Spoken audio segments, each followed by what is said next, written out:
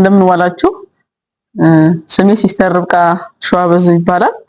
የምሰራው በጎሮ ጤና ጣቢያ ስጋ ደዌ የቲቪ እና የስጋ ደዌ ክፍል አስተባባሪ ነኝ።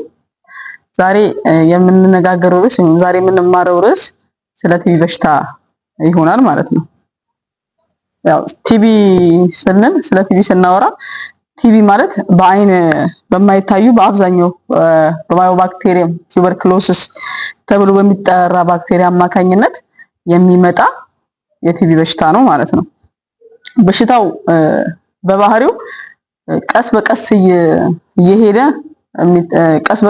የሚያድግ በሽታ ነው እንጂ በፍጥነት ሰዎች ላይ ወይም ደግሞ በአጣዳፊ በሆነ መልኩ ሰዎች ላይ የሚታይ በሽታ አይደለም የቲቪ በሽታ ማለት ነው።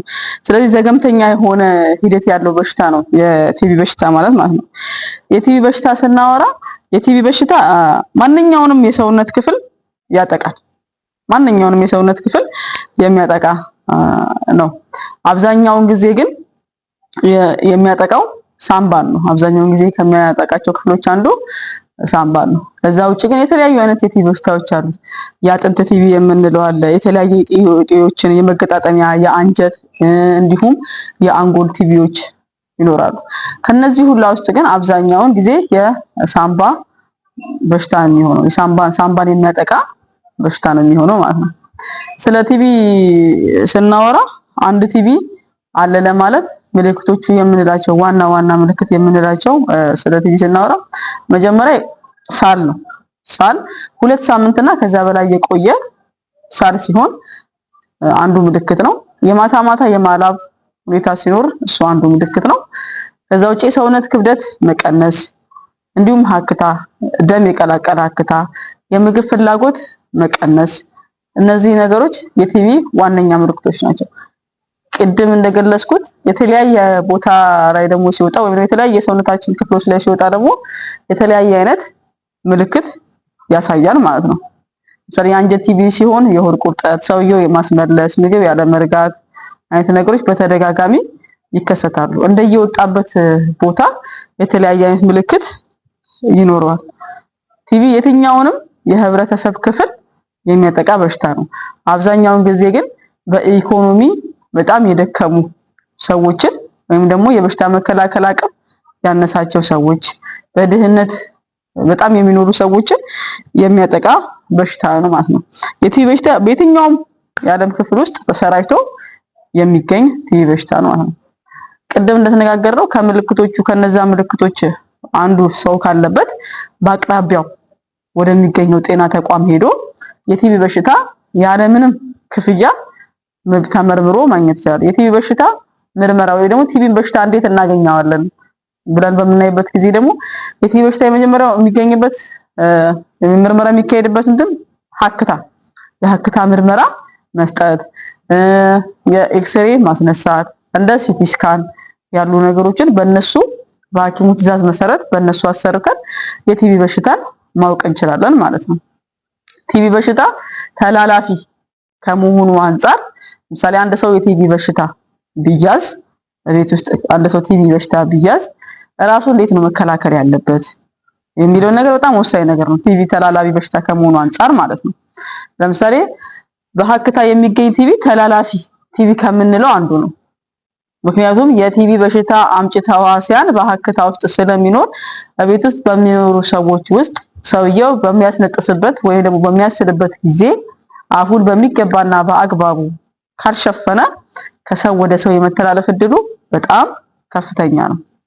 ስለዚህ አንድ ቲቪ በሽታ ያለበት ሰው በሐክታ የተረጋገጠ ሁሉንም ሰው አይነት ሳይሆን በሐክታ የተረጋገጠ ቲቪ ያለበት ሰው በሚያስልበት ወይንም በሚያስነጥስበት ጊዜ አፉን እንደዚህ በመያዝ ወይንም እንደዚህ በማስነጠስ ወይንም መሐረቦችን በመጠቀም አፉን ሸፍኖ ሊያስነጥስ ይገባል።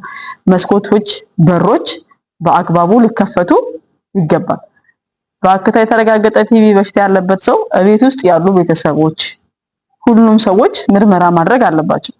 እድሜያቸው ከ15 ዓመት በታች ያሉ ህፃናት እነሱም ሁሉ መመርመር አለባቸው። እድሜያቸው ከ15 ዓመት በላይ የሆኑ ህፃናት በሽታው ተመርምረው በሽታው እንደሌለባቸው ከተረጋገጠ በበሽታው እንዳይያዙ የቲቪ መከላከያ መድኃኒት ይወስዳሉ። እንዲሁም አሁን ትልልቆቹ የቲቪ በሽታ እንደሌለባቸው ከታወቀ የቲቪ ቅድመ መከላከያ መድኃኒት ይወስዳሉ ማለት ነው።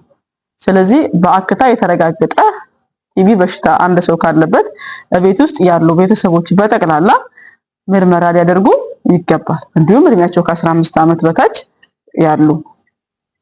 ሌላኛው የምናወራው የቲቪ መድኃኒትን በተመለከተ ነው። አንድ ሰው በቲቪ በሽታ ከተያዘ በኋላ ካረጋገጠ በኋላ ቤተሰቦቹ ከተመረመሩ በኋላ መድኃኒት ላይ መቀመጥ አለበት። የቲቪ በሽታ መድኃኒት እንደ በሽታው አይነት ይለያያል። ቅድም እንደተናገርኩት ወይም እንደገለጽኩት የተለያዩ አይነት የቲቪ አይነቶች አሉ። ለምሳሌ የአጥንት ቲቪ አለ፣ የአንጎል ቲቪ አለ። እነዚህ ለምሳሌ የአጥንት ቲቪ ብንመለከት ሕክምናው እስከ 1 ዓመት ድረስ ሊሄድ ይችላል። አሁን ደግሞ ስናወራ ስለ ሳምባ ደግሞ ስናወራ የአንድ የቲቪ የሳምባ በሽታ የተያዘ ሰው 6 ወር መድኃኒት መውሰድ አለበት። በ6 ወር በሚወስድበት ጊዜ መድኃኒቱን ሐኪሙ በሚሰጠው ትዕዛዝ መሰረት ሐኪሙ ባለው ምክር መሰረት በአግባቡ መድኃኒቶቹን ሊወስድ ይገባል። መድኃኒቱን በሚወስድበት ጊዜ ቤተሰብ አብሮት ያለ ሰው የቅርብ ክትትል እንዲሁም ድጋፍ ሊያደርግለት ይገባል ማለት ነው። መድኃኒቱን በ6 ወር እንደመሆኑ መጠን የሚወሰደው ወይም ደግሞ ትንሽ ረዘም ያለ ጊዜ እንደመወሰዱ መጠን የቤተሰብ ክትትልና ድጋፍ በጣም አስፈላጊ ነው። ከምግብ አንጻር፣ መድኃኒቱን አስተካክሎ ከመውሰድ አንጻር፣ ሰዓት ካለማሳለፍ አንጻር፣ ለምርመራ በሚፈለግበት ጊዜ ሰውየው ከቤተሰቦቹ ጋር ጤና ተቋም ውስጥ ከመምጣት አንጻር ከነዚህ ሁሉ የቤተሰብ ክትትልና ድጋፍ በጣም አስፈላጊ ነው ማለት ነው። ስለዚህ የቲቪ በሽታ መድኃኒት ለ6 ወር ይወሰዳል። ከሳምባ ቲቪ ውጪ ከሆነ ደግሞ እንደ አንጎል እንደ አጥንት ከሆነ ደግሞ እስከ ዓመትም ሊደርስ ይችላል ማለት ነው። ስለዚህ የቲቪ በሽታን መድኃኒት በአግባቡ ካልወሰድን ደግሞ ምን ሊከሰት ይችላል የሚለውን በትንሹ እናያለን። የቲቪ በሽታን መድኃኒት በአግባቡ ካልወሰድን ለቲቪ በሽታ በድጋሚ የመያዝ እድላችን በጣም ይሰፋል። አንዱ እሱ ነው። ሁለተኛ ደግሞ መድኃኒት ለተላመደ የቲቪ በሽታ የመጋለጥ እድላችንም በዛው ይሰፋል ማለት ነው።